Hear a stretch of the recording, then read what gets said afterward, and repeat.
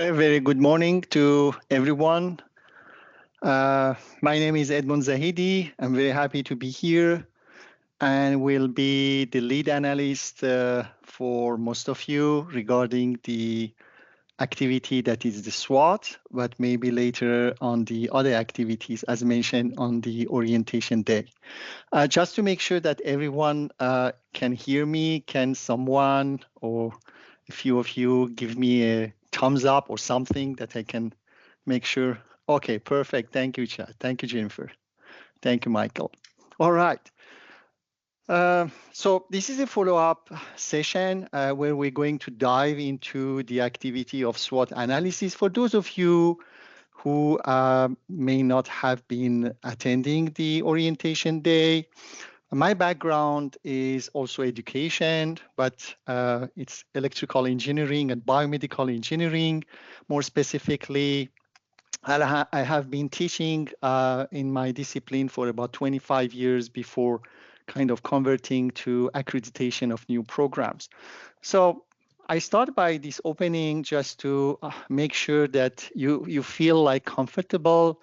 I'm someone who understands what are the preoccupation of the faculty members, which is basically research and teaching. The priority goes to research and teaching.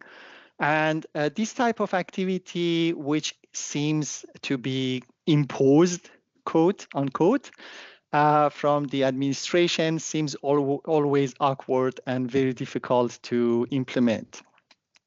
However, if we look at this activity, set of activities as possible sources of adding values to the academic programs, and we're going to see, and I hope that at the end of this session, I would have been able to convince you that this is the case. Well, the perspective is going to change because at the end of the day, we try to attract good students, good research, have established a better reputation for the university, for our department.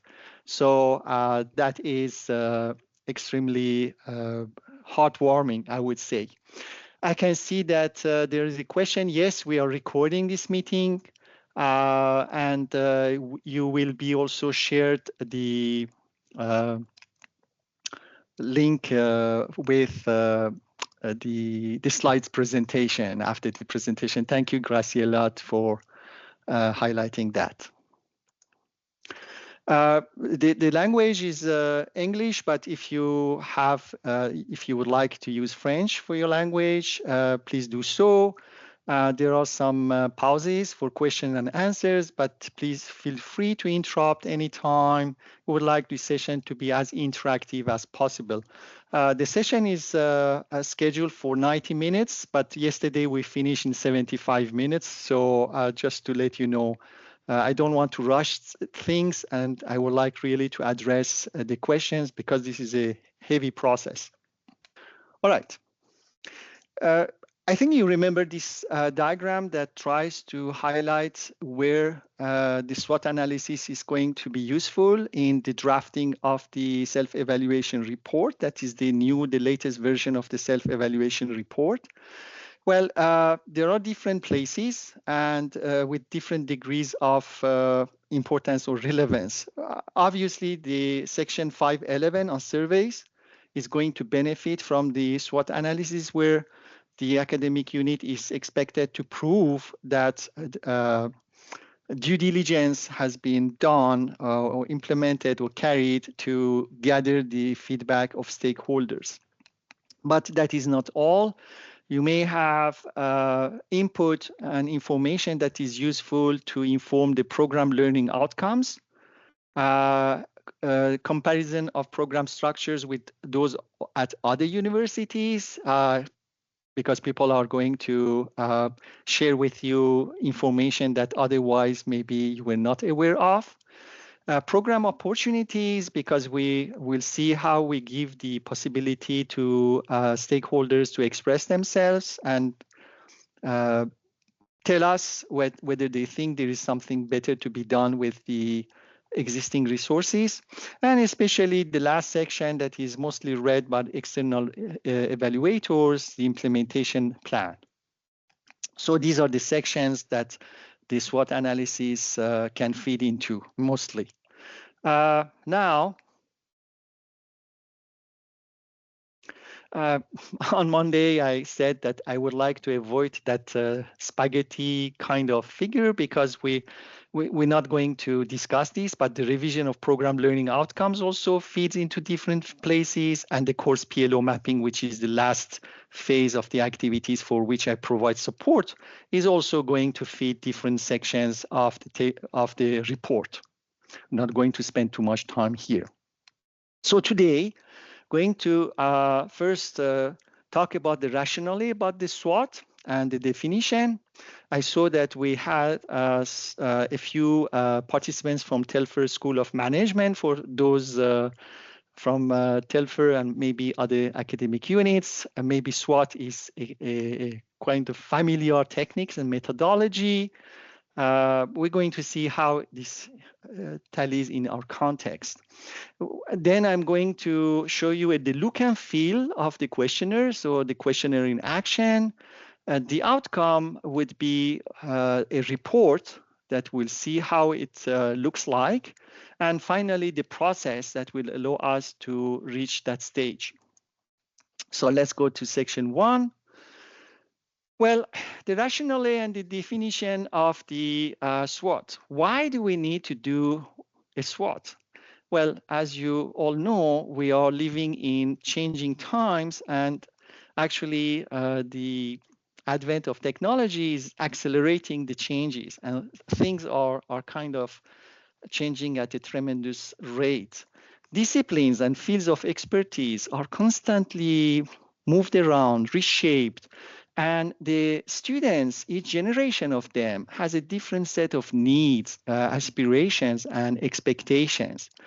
All of these will affect what academic units need to offer to students who are kind of constantly changing.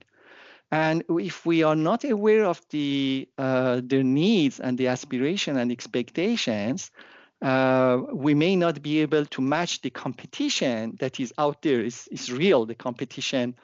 And we are always told that resources are shrinking, there is not enough budget, there is not enough funding. So basically, we need to survive. And in order to survive, we may need to adapt. So the main question here would be, how well are we doing in our academic program? And I think this is the major question that the OCAV wants to get at by asking the academic unit to submit a self-evaluation report. We want to know how good are we at attracting and keeping students. It's not the statistics side. Manon de Groseillier does an excellent job of providing all these details and information. Here it is more on the strategic side. And the comparison with other programs also is on the strategic side. We would like to have information. We also are very interested to know how could we do better. Now that, so basically I'm trying to hint to the question of we need to know what are the weaknesses. If there are weaknesses, and there are always weaknesses because of the environment that is always changing, and we would like to address these weaknesses and make ourselves stronger. And sometimes we need to avoid a complete failure or disintegration of the program, which may loom or not for some programs. So what are the essential actions that we must take to further develop our academic unit to make it even better? Well, the SWOT is just a tool that will try to provide us with answers to the previous questions.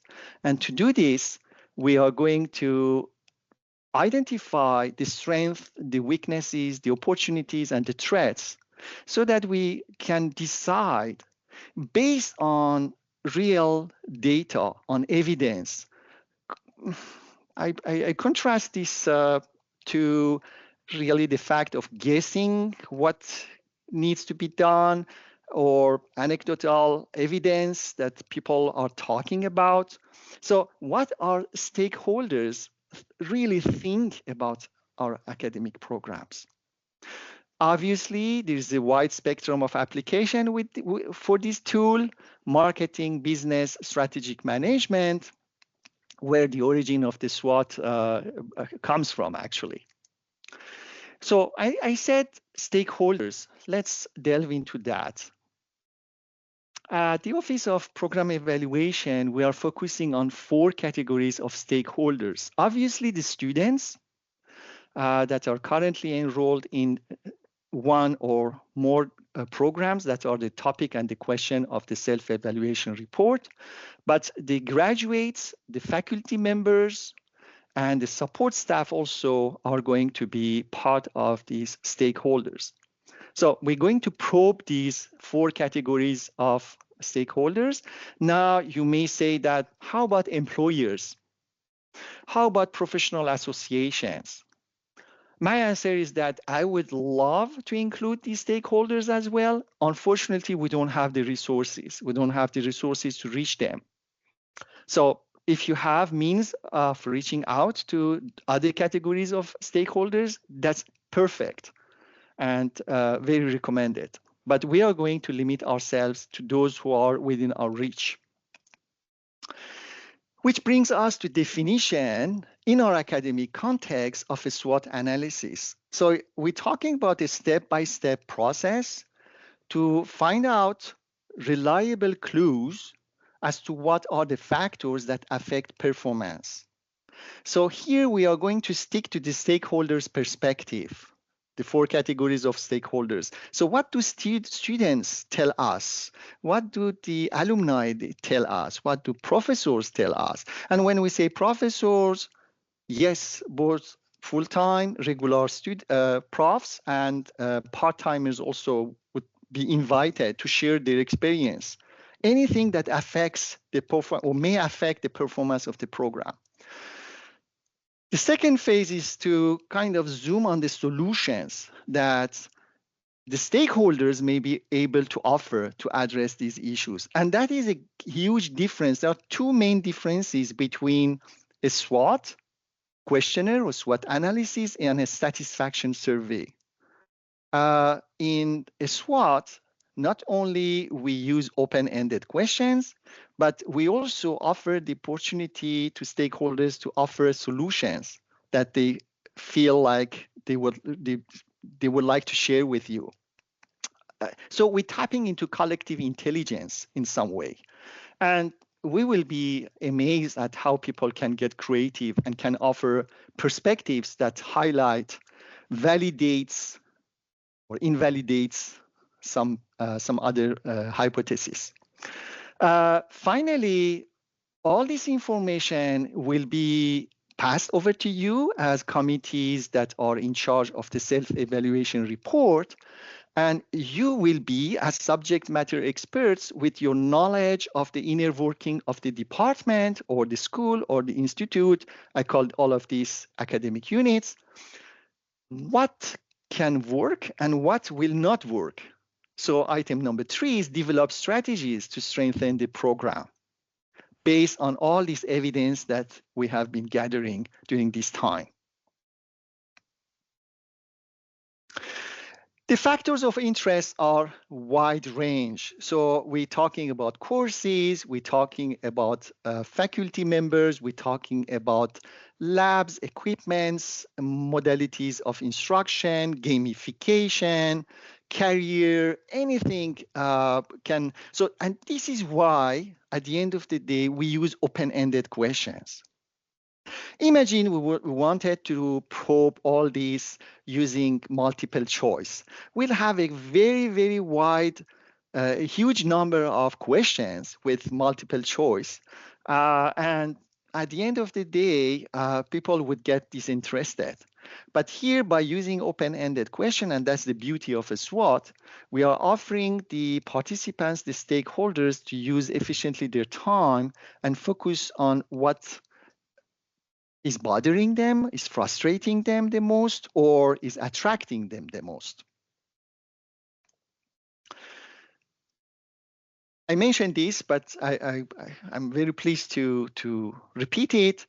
In a SWOT, we also offer an opportunity for the stakeholders to help us craft solutions to better address the problems.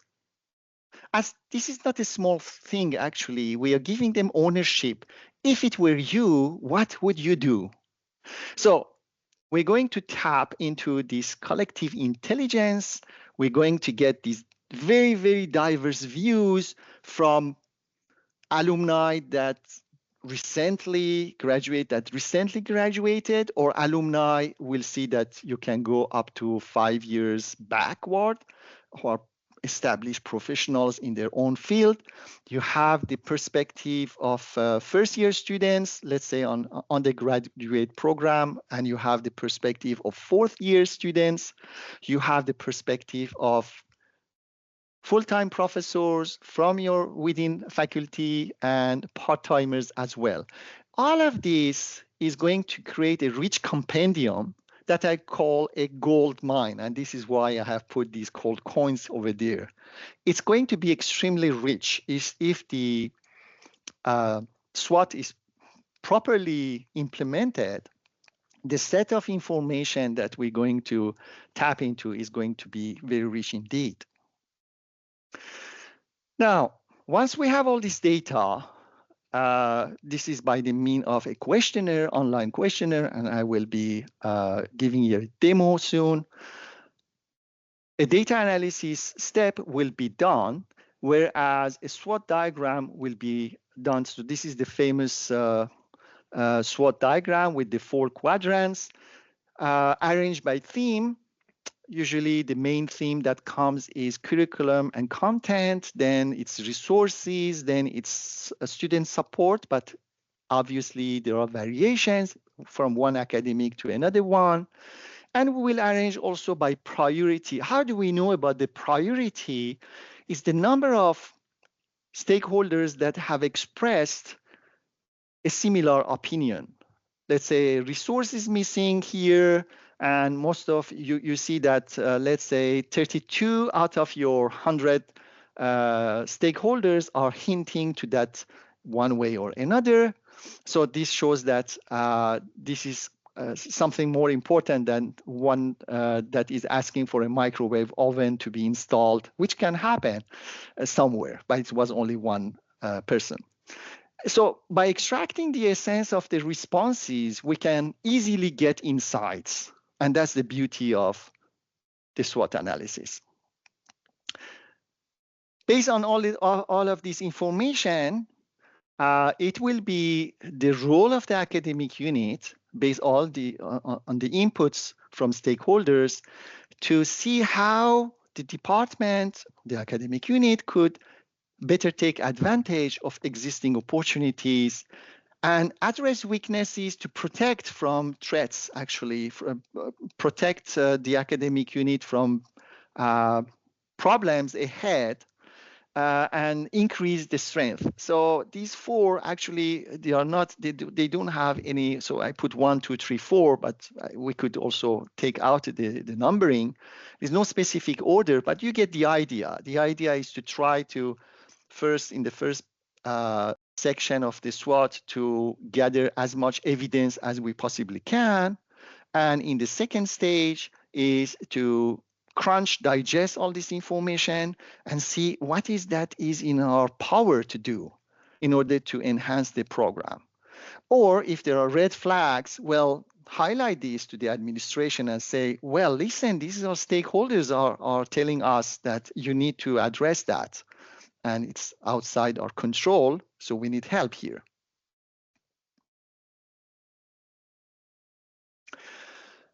One of the issues that we may get with any type of questionnaire, including SWOT questionnaire, is a low engagement from stakeholders.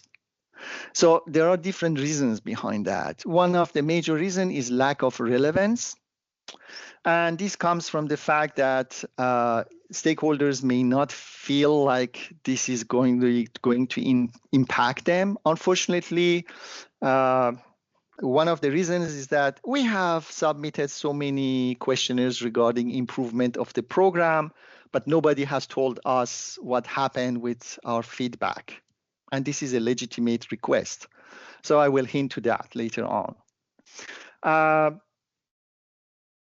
Drafting the questions open-ended way will kind of address this, because instead of very targeted, very narrow questions, we are asking open-ended questions with a wide spectrum of items that could be gathered. So lack of relevance, we try to address it this way. The second one is questionnaire fatigue. So this is why we have tried to reduce the number of questions, shorten the number of questions, and simplify the language as much as we possibly could. The third one is poor design, again, based on the experience that I have had for the past 5 years doing this at the quality control. We have tried to streamline, to smoothen the design of the questionnaire again. The next item is insufficient communication. What do we mean here? Well, experience shows us that especially your students are very, very sensitive to the importance that you attach to this SWOT questionnaire. Let me explain to you. In a SWOT analysis, what happens is that an email is sent, let's say, to the student body. And then I had a few times this experience that the response was lukewarm, actually. And then we discuss, we brainstorm with the academic unit, what should we do with the committee in charge? And then I suggested to them, would it be possible, for example, in your courses to highlight the importance for the department of this activity?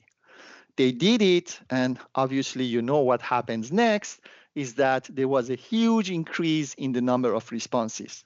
So students listen to you, listen to the professors, and if the communication is done in such a way that you communicate the reality, the truth, actually, this is an important exercise. We're trying to get your perspective. This is a chance to offer us your views and your input on that. Please help us improving the program for you. Obviously, for the profs and for the so for the alumni, the question is slightly different. The context is still different, but in general, and I will show you some statistics, the alumni also take it seriously. As a matter of fact, I had one alumni that said, "Oh, it's the first time I receive an email from my university, not asking for money, but asking for my honest feedback on the program." And appreciate, obviously, this was very much appreciated. The last item that we have identified is timing. Timing, when is the SWOT distributed? This is tricky because, well, exam time, then we have summertime, then we have class starting time. So for each one of the academic units, maybe the timing is slightly different. Just to give you an idea, we leave the questionnaire open for about 10 days, maybe extend it to 2 weeks. So in general, we tend to limit the number of days that the questionnaire is online. This is also a kind of encouragement that please reply, because if we give them 6 months, well, everyone will forget. But timing also is an aspect, is an issue to be considered when launching a SWOT. I told you that I'm going to share with you. So there are lots of different stuff here. This is a recent statistic from SWOT shared with alumni. This is one of the programs in EduGrad, so graduate programs in education. We had about 1,000 emails that were sent. Well, some of them, they bounce back. Some of them, this is alumni only, okay? Out of these 600, or about 63% of those, they opened the email. And then we had, out of these 63%, only 332, which is half, actually 50% of the 60%, clicked on the link that brings them to the questionnaire. And out of these 322, 149 only submitted some elements of response. We cannot say all responses because we don't make mandatory the answering the questions. So that's the kind of behavior. So altogether, out of 1,000, we get 150 or 15% response rate, which is normal, which is expected. This is for alumni, which is good, actually. Now, for the students, I have seen 10%, 12%, and I have seen 50% or 60%, 60, depending on the promotion and the relationship that the academic unit entertains with the students. So this is to say how impactful can be your communication. With alumni, the story is different because they just see the email. There is no chance to make it in person or during a class time. Okay, we're going to make a small pause. I wanted to have a look at the, are there any questions so far? Yes, Michelle. Yeah, Please. sorry, I joined slightly late, so you might have touched on this, but what's your experience with, survey biases intended with, meaning, that people that would fill the survey are most likely going to be, at least it's my experience, people that are unsatisfied and they want to speak up on something that they don't really like, and therefore, when we look at this data, we might see a depiction of the programs that is not really reflecting the majority of the people affected by the program, just because the ones that are fine don't bother answering. You see what I'm saying? Yes, that's a great point that you're bringing up. Thank you for bringing up this point. So this is why at the end of the day, the decision as what to do with this set of data, and we recognize that there are limitations to this tool. First, it's done using a questionnaire, online questionnaire where everyone is busy. So it depends if someone is doing it early morning or after a hard day, have it in good mood or less good mood. So all of this is going, and what you mentioned also is completely true. So we are aware of the limitations. There's nothing that we can do about that, but at least we have this information. Nevertheless, we also have questions, and we're going to see that ask about the strength of the program, the positive points of the program. And we start by this. So we kind of set the context. We try to balance, right? It's, yes, share with us your frustration and what did not work for you. But at the start, we ask them for what did work well. So we try to balance all of that. Thank you for the question. Of course. Any other questions? Yes, Tracy, please go ahead. It sort of goes on the same, I guess, on the same frame as what was just asked. Are there instructions at the very beginning of this that focus on, the idea that this is constructive feedback, that this is respectful feedback? Again, just in terms of protection for individual professors who may be targeted or have biased comments made about their personality or their performance that might be based on a specific situation versus an overall understanding of the program. Thank you, Tracy, for your two questions. The first one, yes, there are instructions. Let's review once we get to the demonstration of the SWOT, we'll see the instructions, and I will share also with you the link so that you can click and you can see for yourself. The second one is that we are extremely sensitive to these events. Rarely, I have seen very rare occasions of naming someone, singling out one professor or one person in the academic unit. It happens, but it's really not that often. So what we do, we take out that specific mention as neutral kind of viewers. And then we compile this in a separate file that will be confidentially communicated to the committee or to the director, to the lead person. So it's up to the lead person to decide whether to discard this or whatever needs to be done. So the result of this SWOT questionnaire that we're going to see in a moment can be distributed to everyone because it's anonymous. Now, this being said, there are mentions of courses. So this is difficult to do anything. So if there is a course basis in foundation of electrical engineering 1, something like that, and then everyone knows that who's teaching that course, that's a bit more tricky. So it's going to be up to the department to decide. But generally, this is a very, very rare occasion, Tracy, I can tell you. Okay. Thank you very much. Welcome. Thanks for your answer. You're welcome. So let me move on to the questionnaire in action. So in order to do that, I'm going to just to explain to you that the mandatory categories are students, professors, and support staff, according to the regulations by OCAV. Now, in the university, we have included the alumni.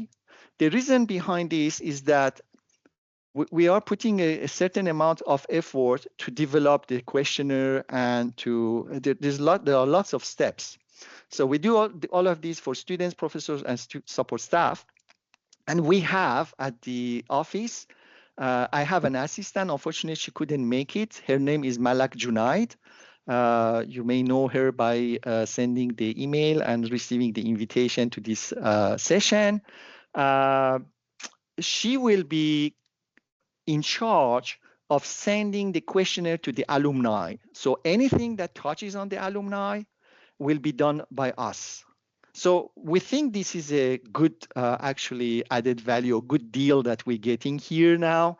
We can use and leverage on the effort that we do for the 3 categories to include the alumni. And personally, I think that alumni, really, we need to listen to them as well. There are socio-demographic questions. You're going to see that. So let me share I'm going to share with you in the next slide. So this is a standardized question. What do we mean by standardized? This means that we have socio-demographic questions, and all we can do is to delete one question. So if you see that one of the questions does not apply to your academic unit, let's say working students, are your students working or not? I have seen academic units that are extremely sensitive. They want really to know whether the students are working or not for one reason or another. And I have seen academic units that say, no, we don't need to gather this information. And our philosophy, guiding philosophy, asks the least number of questions. So anything that you feel like, what am I going to do with this data? Well, we eliminate the question systematically. So we'll ask you during the configuration phase of the questionnaire from you to tell us which socio-demographic questions you would like to keep. Now we have open-ended questions. These open-ended questions are standard. We're not going to change those. And this is because we don't have the resources to cater for the changes unless there is a very, very important aspect that you feel really is going to destroy the whole process, it's going to spoil the whole results, etc., then we can speak, but this is very on a case-by-case basis. So I'm going to share with you the links, and I'm going to, on the screen. So we have 2 versions, a demo version. One is the English version, and one is the French version. What is the difference? Well, besides the language, so I put it in the chat. Besides the language is that we have two types of self-evaluation report. We have self-evaluation report that target only one program. Let's say PhD in chemistry, that's it. But we have also evaluation reports that target a bunch of programs. So the English version is the multi-program, and the French version, the demo here, is the single program, because the structure is going to be different a bit. So what I'm going to do is to share with you the English version, because this is an English session. And in order to browse through the, I'm not going to take the preview. We have instructions. So Tracy, regarding your, so we have instructions that will be deleted. This text box is not part of the questionnaire and will be deleted. This text box will help us configuring the questionnaire for you. So it's for you to provide some information here to us, okay? What information? The full names of the programs that you would like to include, if you want to use department, school, institute, or any other expression, and if there are demographic questions that should be deleted, omitted for students and alumni. Okay, and if you have very special cases like joint programs with Carleton, so this is not in the standard stream, we need to look into on a case-by-case basis. So this page will not appear for your stakeholders. What will appear? This will be your first page, which says this is a legal kind of and asking for consent to participate. And then in the next page, we have some instruction that says what will happen with this information. This information is collected anonymously. This information would be consolidated and passed to the academic unit. And ways of using this questionnaire also are explained. Everything is explained in this instruction page. So if you click on one of those links, for example, on the English link, you can see with a much better view, because I don't know how large is my screen on your side. Then we have the stakeholder category identification, and obviously we have the 4 categories of stakeholders, which are student, alumni, faculty member, and member of support staff. And depending on their choice, stakeholders will be guided. So we have a branching system, will be guiding them. And these are the socio-demographic questions for students. So obviously they need to choose the program of study. Now, some academic units are interested to know what is the language that the students speak at home. So we have this question here. The language in which they study. These are all multiple choice or drop-down menu. Year of study, whether they have combined the program of study with any of the following options, if they have changed or consider changing the program of study option, if they plan to continue studies after graduation, if they are full-time, part-time, and if they work. And there's also a question whether they were residing in Canada before coming to the University of Ottawa. There's an asterisk in this question, so this means this is mandatory. But again, to respect the privacy, we have prefer not to answer. So if they say prefer not to answer, that's good enough. They don't have to deal with the other questions regarding their place of residence. So here we have separated Canada from the world. If they have selected that they were employed, we'll ask which sector, what type of job they have, job title. Again, these are optional because there is no asterisk. So once they have replied to this, and these questions are the questions that you can opt in or out. So if you don't want some of these questions, you say, delete all these questions. Then the questions for students, we start by asking them the key strength of the program, and then we ask them the question about the challenges, the weaknesses, something that they feel. So that's the positive side, that's the negative side, and what steps should the department take to address these challenges. because here we have a department. This is supposed to be Department of Chemistry and Biomolecular Sciences. So we use department. I have very, very rarely seen someone saying that I don't see any key strength and everything is negative, right? So each time they start by thinking on the positive side, they put on some item.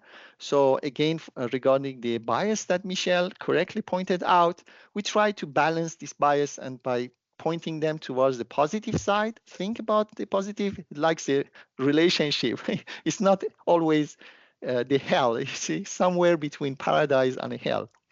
And what challenges or areas need improvement in the program of study. And that's the question that when we ask them, what are your hints? Please help us. We put them in the driving seat and we say, well, help us making our department or program better.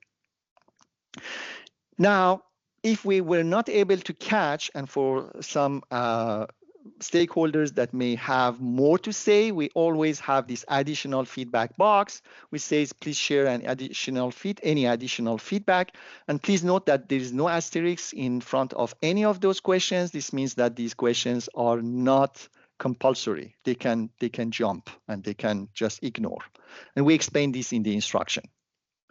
Then we move on to socio-demographics. So if your stakeholder is a alumni, he or she will be selecting alumni and will be guided here. Same thing will happen here. And then we can go, so let me go down. So we have the same philosophy line of thinking in the questions, and then let me get to the professors. For the professors now, this is why the structure between a single program and a multi-program is different. This is why we need to configure that for you. We give them the list of programs for which they have been invited to partake in this survey, because one professor can teach in different programs, especially if it is multidisciplinary programs. So we list down all these programs. This is a demo, so I have listed down the programs in chemistry as an example. And we say, what do you consider the key strength of these programs? Now we have separated the general feedback that applies to all programs from program-specific feedback. Okay, because maybe they have something good to say about all programs. Maybe they would also want to share something very specific in their PhD in chemistry only, which is a key strength, but they don't consider this is a key strength for the other programs. So the same structure applies. Now we get to how can the department further enhance this strength. So what should we do that we're doing? We do furthermore. This is kind of inviting to give us solutions to enhance the strength. This is the idea. Again, we have general feedback and we have program-specific feedback. And we ask them, please mention the program name. So if they want to mention the program name, all they have to do is to copy-paste the program name here and then stick it here. They don't have to type anything to indicate the program name. Now, we get to the negative side of stuff. What challenges or areas that need improvement do you see in these programs? Again, general feedback, program-specific feedback. What steps should the department take to address the challenges you have identified in the previous question? Very wide, open-ended question. We give the possibility to each faculty member here to zoom on what is on his or her mind, what is bothering him or her. And we have also the possibility of leaving additional feedback. So this repeats for the support staff. And at the end, we have the last question is rating of the quality of this questionnaire. And one very important box that is for me, I use it to improve the questionnaire. So this is how we got along the years by feedback that we have collected regarding the quality, the structure, the relevance of the questionnaire, what the stakeholders they found positive, what they found negative, was it easy to use the questionnaire, did they understand the questions, etc., etc.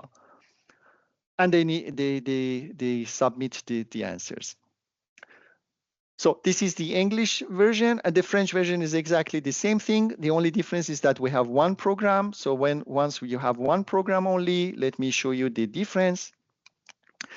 Question pour le corps professoral. You can see that there is only one question. We give the name here, BA spécialisé en psychologie. Quels sont selon vous les points forts de ce programme? Here we go, one question. So there is no separation. This is what I mentioned. Comment l'école peut-elle renforcer ses points forts? Donc we don't have the structure of asking the question and saying that specify the program, or is it a general question? That's the only difference. And we are going to configure all of that for you. So you will receive an email from Malak Junaid, who will be inviting you to submit this information to us, your department, the name that you would like to be here, etc. And we're going to take care of the configuration. Then I'm explaining the process. So let me talk about the process later on. I'm going to make a pause here and see if there are any questions regarding the structure or the content of the questionnaire.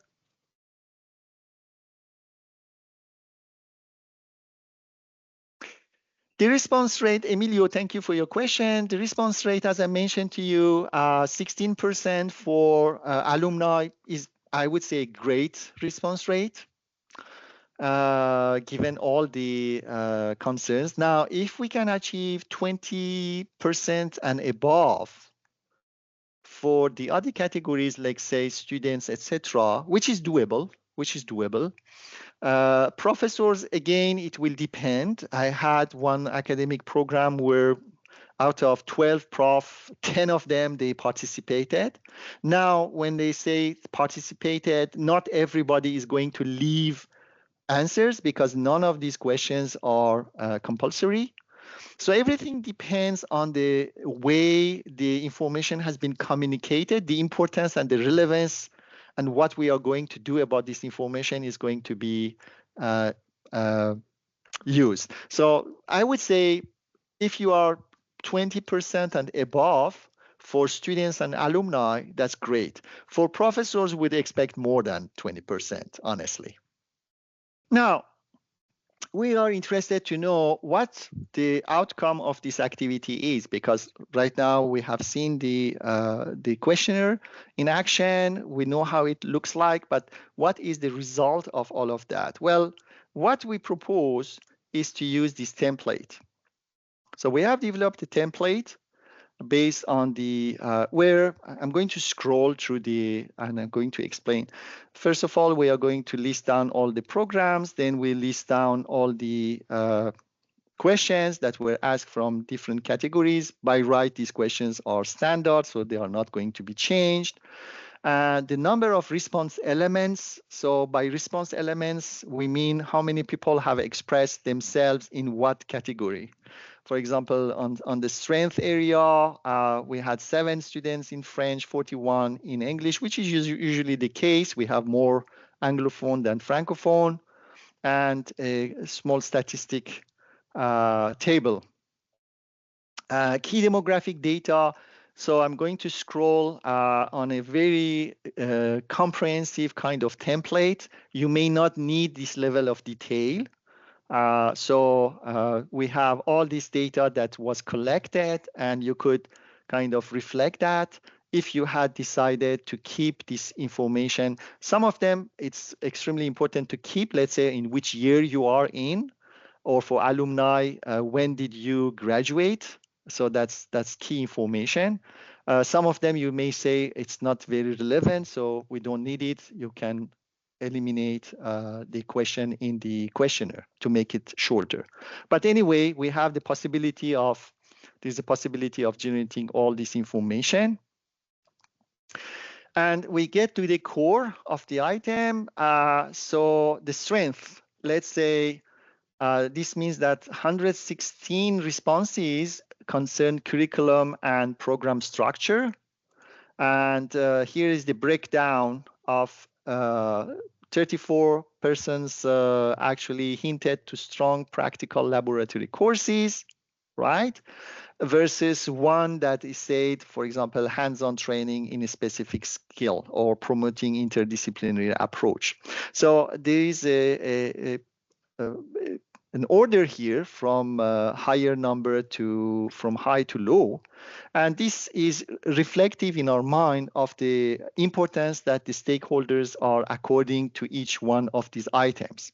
And here also you have 116 feedback on the strength of the programs, 37 on instructional approaches, 1 on academic reputation. Now you can have different headings. These headings are quite fluid, depends on the academic program.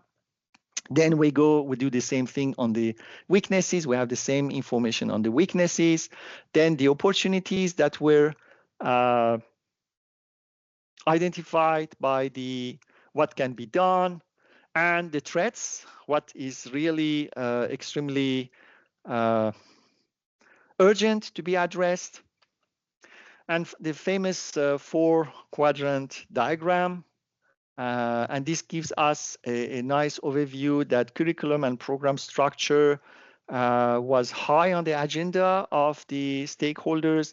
So why do we have curriculum and program structure as a strength and as a threat at the same time?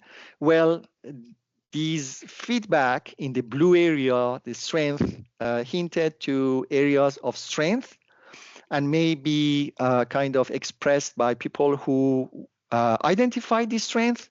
These feedback are focused on areas of weaknesses, all right, and stuff that needs really to be addressed. So this is why it's generally the case that you can have the same heading, not every time, but most of the time, appearing in more than one quadrant at the same time.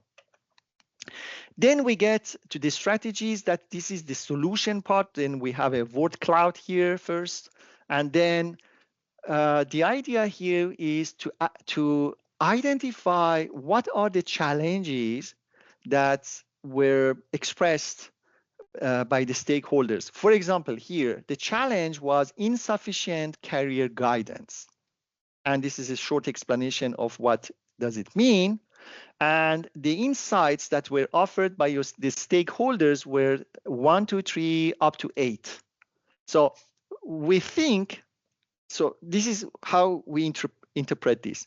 The stakeholders are telling us, we think that the programs or the department, the school has insufficient career guidance, and what we offer as suggestion, what we think should be done is to do a series of comprehensive career workshops, mentorship programs, industry partnership, etc., etc., etc.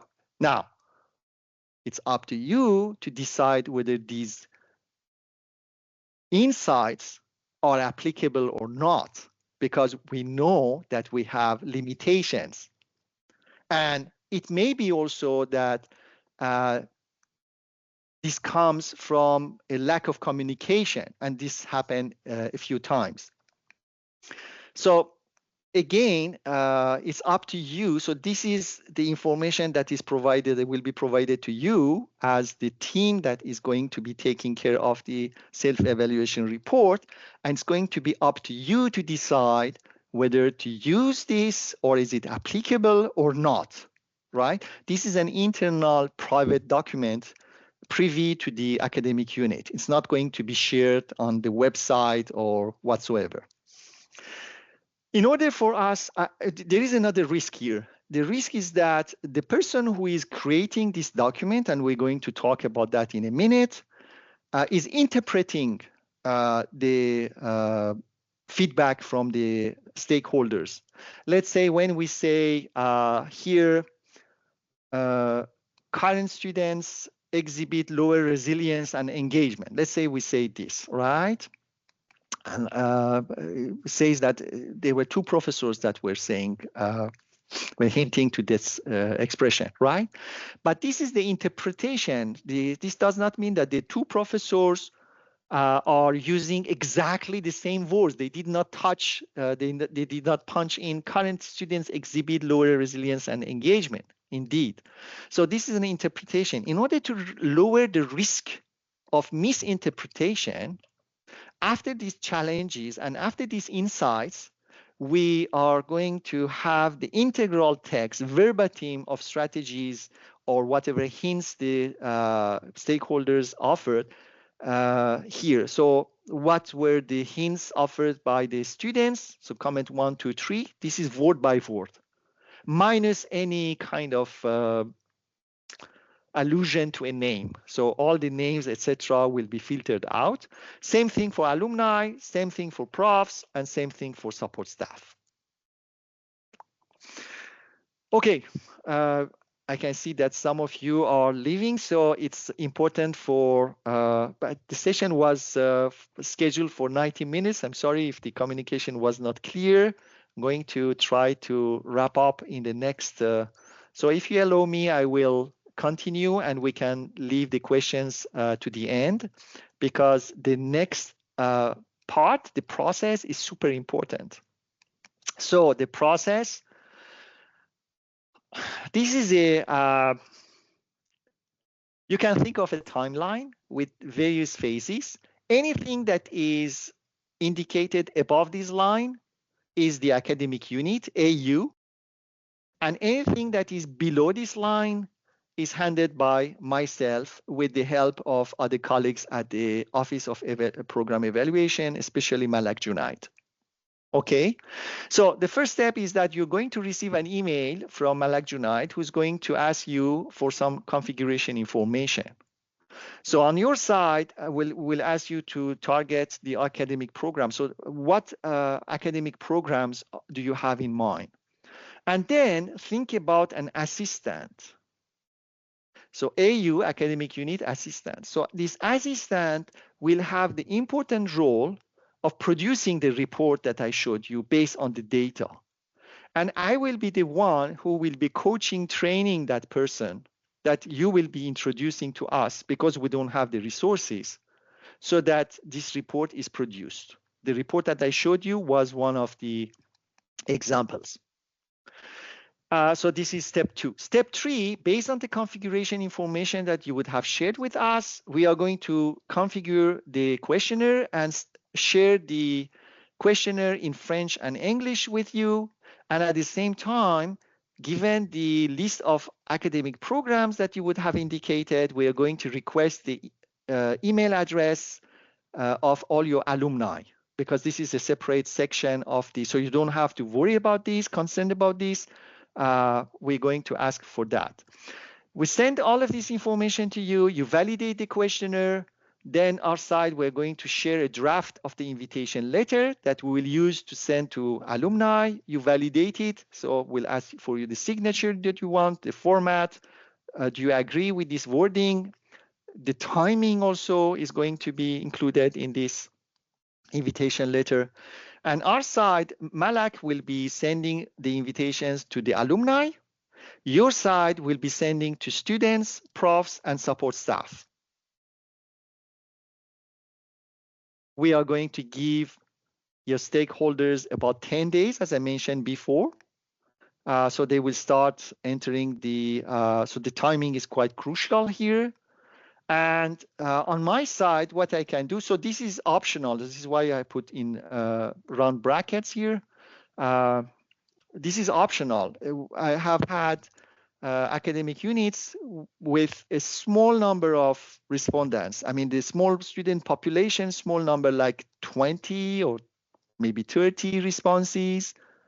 So for those, maybe you want to kind of look directly at the data, which comes in the form of Excel files and PDF files. But for the others, if you have 150 respondents, you have 300 response elements, it's no fun. So we strongly suggest engaging.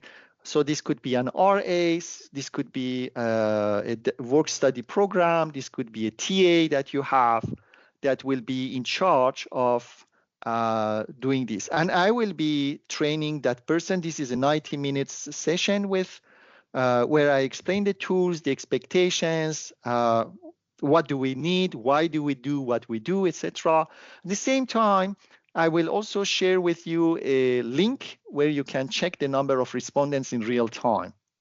So after about 10 days to 2 weeks, I receive your request to close. I close the questionnaire. I pass all this information, raw data, to the assistant. You will have also a copy, but it's the assistant that is going to work. And here we're going to start working, me and the assistant. So this shows the iterations between us. In general, I will need between 3 to 4 meetings, online meetings with the assistant to kind of, so we'll go step by step.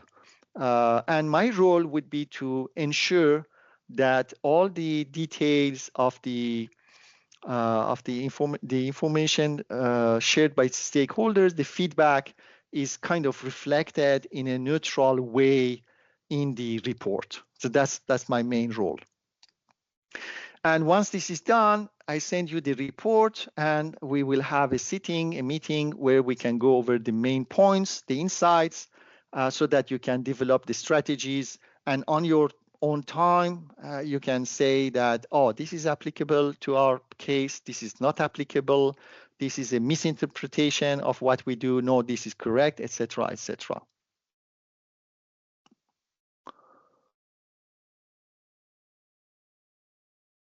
So if you are interested to know how, in terms of time, this will behave, well, I have a grossly time schedule, which is absolutely not to the scale. As you can see, have periods of 2 weeks. In an ideal world, this will take 2 weeks, all right? Each item basically takes 2 weeks in a very, very idealized situation. So don't be kind of shocked if it takes a bit longer. Now, in terms of completion, we're targeting launching. Well, you have to decide whether launching in June is a good timing for you or not. When do you want to do the launching? On our side, it's flexible. If you say that June is a good time to launch, well, we can launch in June. If you say that, well, I prefer end of September because beginning of September classes start. So this is something that you need to think about. Previously, we suggested the launching of the questionnaire end of September, start early October. So that's the timing. But if you want to send it earlier, this is always possible. One thing that is a yes, Michelle. Sorry, because I will forget otherwise. So if we want to send these out to students in late September, or to students, sorry, if we want to send the survey out in late September, what's the prep time? So I see a lot of 2 weeks, 2 weeks, 2 weeks. Well, the idea is to start the operations right from today, actually, or end of this week when you receive. So we can kind of end up, and as I mentioned to you, this is idealized. So basically expect that it's going to take more than 2 weeks, all of these steps. So everything is ready to be sent. So we get to step 6 before June or by June. And then it's going to be up to you to decide whether you want to send it right away or you want to wait later on. Right. Okay. So that according to the now and then worst case scenario, we push it. I got it. Yeah. So again, now the Office of Program Evaluation in the orientation day was suggesting and encouraging you to launch in June. You see if this timing fits the schedule, that's perfect for us as well. A major source we're talking about low response rate actually is that no feedback to stakeholders was offered about past surveys. What does it mean? I did a survey, I spent time, 10 minutes of my time, 15 minutes of my time, I offered you frank and honest feedback. And what happened to this? Well, this is a big mistake that unfortunately we tend to continuously do. What is our suggestion? Is to celebrate and communicate the outcomes to your stakeholders. Value your stakeholders by letting them know who was surveyed, how, what was learned from the survey, And what are we as the institution, so school, department, faculty, institute, going to do about it, and especially what we cannot do about it. So this could be an online session where by using a thank you letter that would be sent to the stakeholders, we tell them that, well, there's this session in this amphitheater and you can participate via Zoom, and we're going to go over some of the highlights and we're going to explain to you. That gives a sense of ownership. Imagine you're an alumni, you're exposed to this information, to this kind of act of generosity, because this takes time. And the next time a survey comes in, you take it more positively. For the professors, yes, I ask the academic units to brief the faculty members and explain to them that this is an important exercise. This is not something that we should kind of take like an administrative task, a burden to do away with it. So, and this has a positive effect of putting things into perspective. With the students, this is exactly what I mentioned regarding the promotion of the event. Well, and when I was saying that during the course, we have some professors, some academic units that give about even in one case, they ask professors to explain at the end of the course, give 10 minutes to students to enter inside the SWOT. So, wow, 10 minutes of a class time is dedicated. This must be something important. And they explain that we need your feedback and we are going to study this feedback, read this, and then compile this, and then analyze this, and take action about this. So all of these can be done via different means. Very rapidly, this is my last slide for today. Actually, one before last. The SWOT analysis is just a tool. It's one of the best tools, but there are other tools as well that is used to identify the clues based on evidence and develop strategies. It's best if it is done periodically. And for example, we have academic units that do that. Nutrition does this on a periodic basis. Every year they have, but this is mandated by the accreditation body. Unfortunately, it's not mandated, or it's not something that they do on their own. It's not a satisfaction survey. There's a huge difference. Each one has its own place. We're not going to go into the details of that. It's a step-by-step process where we offer standard open-ended questions. The promotion of the event is super important, and I think some of the participants, they hinted to that. There is a thematic organization of responses to make the responses easier to read. The insights that can be gathered from all the data based on the feedback from stakeholders, and the feedback can be very enlightening. And at the end, also feedback has to be offered to stakeholders at the end to communicate the results.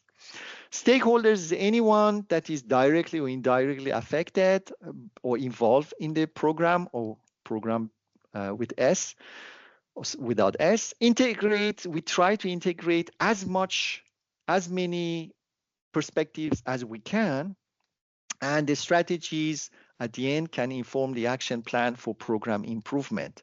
And this is how I vision personally this activity. It's not at all a burden that we need to get rid of. The next step would be a one-on-one session. So you will receive an email from Malak Junaid with some information. Now, for those of you who have more questions, you would like to go deeper in some of the aspects, you have some specific requirements, we offer a one-on-one session. I'm going to copy paste the link here, but you can also scan the QR code that is, so that's the link, the Calendly link. So the idea here is to develop a customized timing and schedule that will work for you specifically. so there are zillions of details that we may come up with or go over to schedule the most efficient way your SWOT activity. Let's say, Edmond, I'm not available from this time to this time. So anything to be done, can we schedule it either earlier or either later, how later, etc. So these are the questions that we can address. Please use the add guest button if you want to have, and I strongly suggest that you the whole committee comes to this. As Leslie mentioned, the director of the office, it's a teamwork. It's not a one-man show. So if you want to, more than one of the committee members are going to be present, please only use one booking per self-evaluation report and use add guest to add those other people. Okay, so this is the end of my presentation. Thank you very much for your presence. And I will be available. We still have 12 minutes in my agenda anyway. If there are any questions that you would like to discuss, I can stay even longer. But if you want to leave, I understand that you may be busy also. Thank you so much.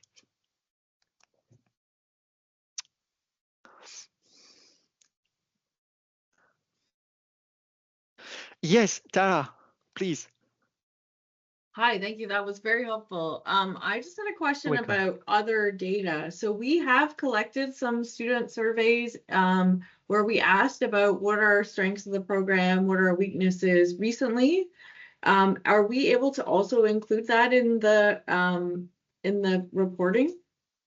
Well, if you have already this information, you may not need to do this SWOT actually.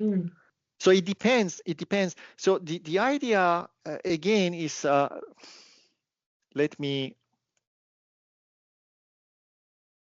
But the question is that, do you have queries about did you query your support staff as well? Unfortunately, this is a requirement. There's nothing. Yeah, no, I mean, we just have with current students. So, okay, and we've done it for a few years now, but so okay. I think it would make sense to also do the SWOT analysis, but I'm just wondering if we can bring in all these sources of data, especially because we don't always get the best response rates, but we might get a more comprehensive picture. Absolutely. Absolutely. Yeah. No, that's a wonderful idea. And okay. So during the process, so when we come to that stage here, to do the thematic consolidation, the information that the assistant will need to focus on is going to be a superset, not only the SWOT that we have done, but also the information that you would have shared with us. That's totally doable and it's a great idea indeed. Thank you. Okay, good. All right, thank you. And the other thing I was just going to raise is I think one of my concerns about us launching in June is that so many people go away for the summer. So I am concerned it may impact response rates, especially because a lot of our alumni end up in government positions where they may take this, extended vacation over the summer and stuff. So right. Yeah. This is why I would kind of give more weight to quality over quantity, or I mean, we really need to make you comfortable with this and do things as you feel they make sense. So if you say that doesn't make sense to do it in June because of the summertime, etc., well, it's much better to move it to September or early October. Yeah, I'm even thinking actually our students go away on a practicum during the summer term, so they'll be less likely to respond. So yeah, okay, that's great. Thank you. For I'm other glad programs, there's flexibility. Yeah, absolutely. For other programs, Tara, for example, for PhD programs, let's say somebody is doing a PhD. Well, this somebody or this group of students is going nowhere during the summertime. Yeah, they are different. Still, so the approach is different. We have this flexibility to adapt to each circumstance. Okay, that's great to hear. Now, just a quick, Edmond, you can correct me if I'm wrong, but I think that the idea that we had was mostly to try and launch it September because of that, because we know that the students are not going to be as present during the summer. For the most part, I think that the idea was to kind of try to build the questionnaire and then try and launch a little bit later.